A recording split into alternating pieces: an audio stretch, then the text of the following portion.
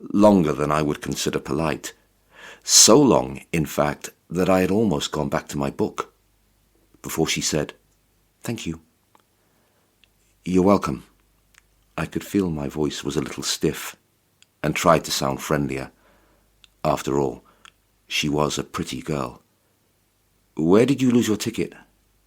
"I never had one." I had suspected this, but felt a little angry that she wasn't even bothering to pretend. "You didn't have to do that," she continued. "I know you're being a gentleman, but I thought, what could they do? They surely wouldn't stop the train just to make me get off."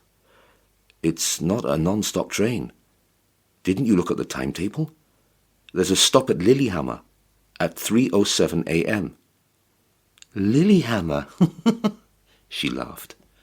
"Why not? I've never been to Lillehammer."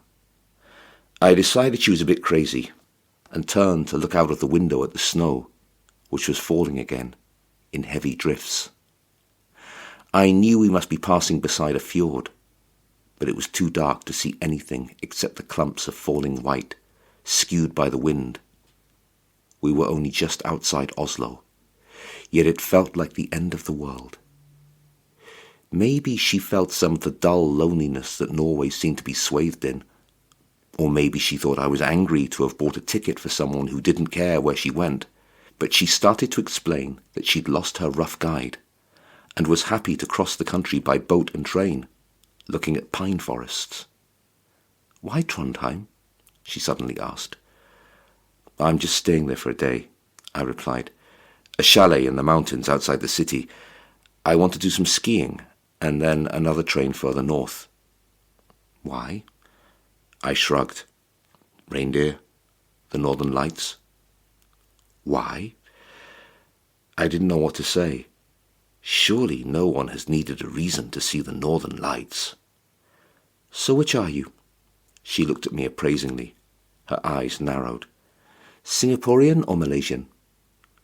"Singaporean." "I thought so. Civil service?" I nodded. "Engineer. You don't have to tell me.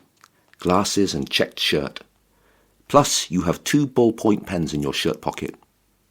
I laughed, trying not to sound uneasy. "You've studied here," she said, making me feel uncomfortable with the way she was looking at me, as if I were a specimen. I felt like I was once again in the army, and everything important about me could be deciphered from the little tags sewn onto my uniform. "You've studied here," she repeated.